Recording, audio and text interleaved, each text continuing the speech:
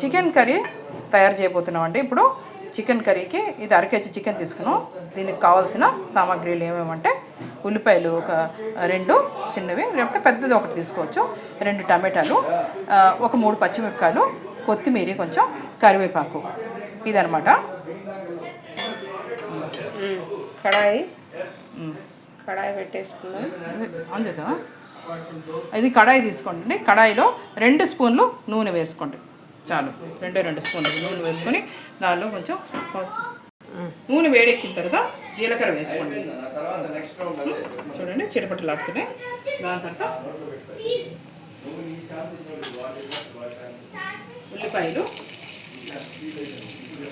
ఉల్లిపాయలు వేగిన తర్వాత కొంచెం కాసేపటికి మీరు పచ్చిమిరపకాయలు వేసుకోండి.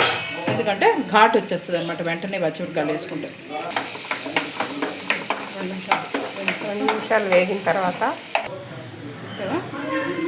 చూడండి ఎంత బాగా వేగిపోయాయో బ్రౌన్గా. ఇంకా మనం పచ్చిమిరపకాయ వేసేసుకుంటాం. స్ప్లిట్ చేసి వేసుకుంటే చాలు.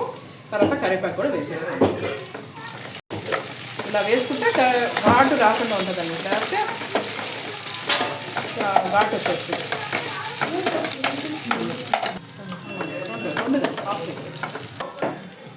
ఇప్పుడు వేగాయి కదండి, మాకు పచ్చిమిరపకాయలు కూడా వేగాయి. మీరు ఒక 2 స్పూన్లు అల్లం తెల్లగడ్డ పేస్ట్, చిన్న స్పూన్, టేబుల్ స్పూన్తో 2 టేబుల్ స్పూన్ అల్లం తెల్లగడ్డ పేస్ట్. ఇది వేయించుకోవాలి బాగా, పచ్చివాసన పోయేంత వరకు వేయించుకోండి. సన్నమంట మీద, మీడియం మంట మీద. చూడండి అల్లం తెల్లగడ్డ పేస్ట్ బాగా వేగిపోయింది అనమాట, పచ్చివాసన పోయింది. ఇప్పుడు నేను చికెన్ వేసేసుకుంటున్నాను.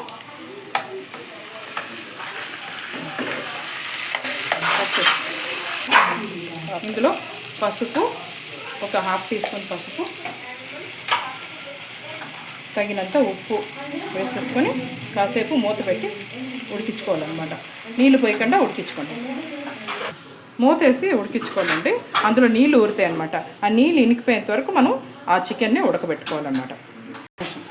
ఇదిగోండి, ఇప్పుడు మనం మసాలా చిక్కగా రావాలనుకుంటే మనం కొంచెం పుట్నాలు, ఒక టీ స్పూన్, చిన్న టీ స్పూన్ పుట్నాలు వేసుకోండి. ఒక 4-5 కాజు వేసుకోండి. కాజు వేసుకొని పౌడర్ కొట్టేసి ఇందులోనే మనం టమాటాలు కూడా 2 టమాటాలు వేసి రుబ్బేసుకుంటాం అనమాట. చూడండి పుట్నాలు, కాజు నేను పౌడర్ కొట్టేసుకున్నాను. ముందు పౌడర్ కొట్టేసుకుని తర్వాత టమాటాలు వేసుకోండి. ఎందుకంటే బాగా మెదగాలనుకుంటే, పేస్ట్ లాగా రావాలనుకుంటే ఫస్ట్ పౌడర్ చేసేసుకోండి. దాని తర్వాత మీరు టమాటో వేసేసుకొని రుబ్బుకోవచ్చు అనమాట. చూడండి ఇందులో నీళ్ళు మనం మూత పెట్టేసరికి నీళ్ళు ఊరుతాయి కదా, ఇవన్నీ నూనెలన్నీ ఇనిపోయేసే వరకు మనం ఉడికించుకోండి.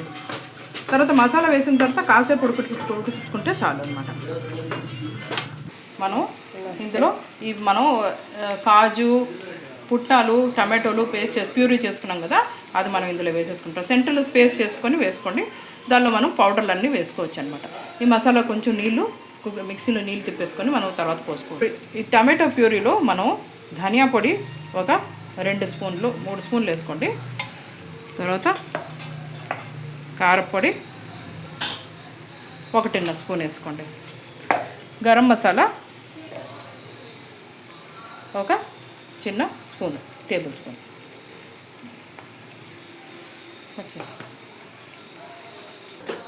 ఈ టమాటో పూరీలో మనం ఇప్పుడు 3 స్పూన్లు ధనియా పొడి, 1.5 స్పూను కారపొడి, తర్వాత 1 టీ స్పూను గరం మసాలా వేసుకున్నామండి అనమాట. ఈ టమాటో పూరీ బాగా ఉడకనివ్వాలన్నమాట. ఇందులో వేసుకొని కొంతసేపు ఉడకనియండి. అప్పుడు ఆయిల్లో కాసేపు ఉడికిన తర్వాత మనం అంతా ఒకసారి కలిపేసుకుంటాం. చూడండి 3 నిమిషాల పాటు నేను ఇలా వేయించుకున్నాను అనమాట. ఇప్పుడు ఎంత బాగుందో. ఇలా కూడా మీరు తిక్కుగా గ్రేవీ ఉంచుకోవాలంటే చేసుకొని అలాగే ఇంకొక 7-8 మినిట్స్ ఉడకబెట్టుకొని అలాగే స్టీమ్లో మీరు మళ్ళీ మనం తినేయచ్చు అనమాట. అన్నంలో అయినా లేకపోతే గీ రైస్లో అయినా బాగుంటుంది అనమాట. ఇప్పుడు మనం గ్రేవీ చేస్తున్నాం కాబట్టి మనం కొంచెం నీళ్ళు పోసుకుంటాం. ఇప్పుడు ఏమిటంటే ఈ మిక్సీలో మనం తీసుకున్నాం కదా, ఆ ఉన్న మసాలా అంతా కొంచెం ఉందన్నమాట. కొంచెం నీళ్ళు పోసేసుకొని ఈ మసాలా అంతా వేస్ట్ కాకుండా ఇందులో పోసేసుకుంటాం అనమాట. చూడండి ఇప్పుడు మీకు ఎంత చిక్కగా కావాలో అంత చిక్కగా అన్ని నీళ్ళు పోసుకోండి. అది చిక్కగా ఉంది కాబట్టి నేను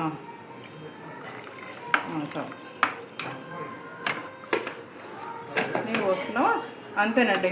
ఇంకా మనం కొంచెం కొత్తిమీర వేసేసుకొని దీని మీద మూత పెట్టేసి ఒక 7-8 మినిట్స్ వరకు మనం ఉడకబెట్టుకుంటే చాలు అనమాట. మీకు చికెన్ కర్రీ రెడీ అయిపోతుంది. చూడండి, ఇలా తర్వాత కూడా కొంచెం వేసుకోవచ్చు. ఇప్పుడు ఏంటంటే ఆ కొత్తిమీర ఫ్లేవరు బాగా తెగిపోతుంది అనమాట. కర్రీ ఒకసారి మూతతో చూపిస్తా. చూద్దాం, లాస్ట్ మనం ఫోటో తీస్తాం. చూద్దామండి చికెన్ కర్రీ అయిపోయిందా. Wow, chicken curry ready.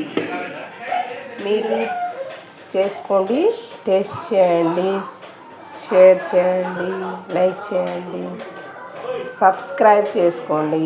Thank you. Try once again.